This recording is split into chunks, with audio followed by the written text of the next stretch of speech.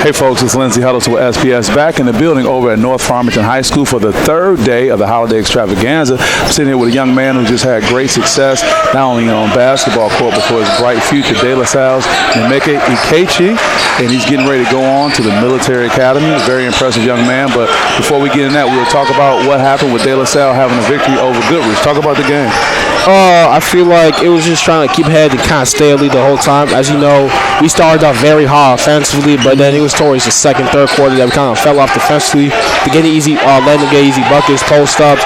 I feel like our offensive portion was just overcame our defensive portion. That's kind of how we stay in the lead. So I feel like as we're going to the new year, something we definitely have to work on is being consistently on the defensive end the entire game, not just the first and second quarter, but throughout all of them, first and second half. Yeah, that's good, man. Your team is representing well. You are a junior, so were you around for the state championship run? Yeah, I was actually a sophomore that year. Wow. So what is it like having that experience, and how does that help you going forward right now? I feel like the benefit of that is just the culture that was needed to win. Because, coaches can say as much as say, we have a great history of culture, but it's a lot different than hearing it and being within it. It's just, I still remember Tamara Adley, Caleb Reese. They were such great leaders that I appreciated them, but I appreciate them so much more now. Sure. Especially just remembering how they held themselves in practice, how they held themselves in the game, the things we had to get through, the custom reality we had to experience. It was just great culture, just knowing each other, knowing what, like, brothers on one mission, knowing what that saying really means, going all the way to the president and going all the way. Now that we know what that is, now it's a lot easier for us to attempt to replicate it. Yeah, great job. Let's talk about some other things, and we're not going to downplay the success you've been having on the court, but you made a decision to join the United States Military Academy, going on to West Point. Congratulations. Thank As you. I told you offline, I'm a former Marine as well, and I can appreciate what you're doing. At the core of that, what led to that decision to go to West Point? The core of that is just me trying to fulfill myself to the best I can be, that I feel a calling, and I just want to serve this great country. Because, again, as I told you off camera, they reached out to me during AAU season. They were talking to me little by little, telling me, at first I wasn't really interested, but then I went on an official visit, and man, can I say, it was outstanding. It was phenomenal. It's just the people out there, everyone had a genuine smile on their face. Because, it's not an easy decision to go to West Point. It's something that requires physical, just the admission process, the candidate fitness assessment. Oh, my goodness. Really? Something like Sky 100 love, 98 push-ups in 2 minutes is the maximum, 18 pull-ups. It's something such rigorous. But it's like, once you do it, you're like, okay, I can improve from this. You can see where you are and how much better you can become. Once you do that, and once you add the military portion of it, the organization you're going to gain from this, the kind of life skills you're going to gain from this, how to carry yourself not only on the battlefield, but off the battlefield too. That's something that you can't really put into monetary value. All of 6'7", weighing in at how much right now? I think like 220, 215. 220. What I like is that even with your size, you can be imposing, but your intellect is so strong.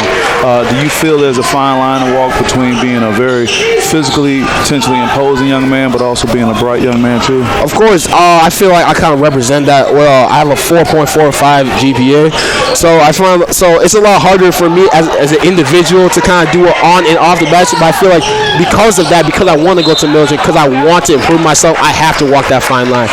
Even if it requires taking off sleep, waking up at 3 a.m. to get a workout in, to get practice in, study for exams. That's something you have to do. And because I've been doing that, I've been all A since elementary school. Trying to push yourself, just mentally, that portion of it helps so much on the basketball field. Listen to coach, knowing what defense we're going to be in, offensively how to push it, looking at their feet, trying to work yourself, better yourself. That discipline to put that workout before and after practice helps so much, especially the core, family, growing yourself, being comfortable with who you are, not what someone else wants you to be. That's important. I can tell you right now, after your boot camp and the basic training, getting up at 4 a.m. is not going to be a problem for you. It just happens like that. Last thing I want to say before we get out of here, you're doing such a great job. We want to keep an eye on any special shout-outs you want to give before we let you go. I definitely do. I want to say Alex Prada at Mount Vernon Academy. You can't guard me. This is an and one. And Bishop Foley, Sante Valdez. I think they're doing good out there. I just want to give you guys a little shout-out as I told them I would. And that's really all. I hope we have a great New Year. Happy New Year, by the way. Happy New Year. You have any resolutions this year? My Monday motivation, which will be coming up, is stand on it. Stand on what you say you're going to do. Be happy about it. Go through the process. So that's it. What about you? You have one? It's kind of get better on all aspects of the game, dribbling, shooting, individual goals, trying to aim for Mr. Basketball, but kind of as a team whole, trying to get better, become the best we can be, and win that state championship. Yeah, that's good, man. Well, they're cheering in the back, and we're cheering for you. Just give me this question. What's your projection for your future, what you want to do beyond the military academy? What are you thinking? Beyond the military academy, I would say my first goal, first and foremost, is to go to the NBA. That's my backup plan is to become a doctor. Can't go wrong with that. Hey, you might be able to do it all, right? Yep. So impressed. We're going to be keeping an eye on you, okay? I'm glad I had a chance to sit and talk with this great young man. And with that being said, this is Lindsey Hudson with SPS. We'll see you next time. Yeah.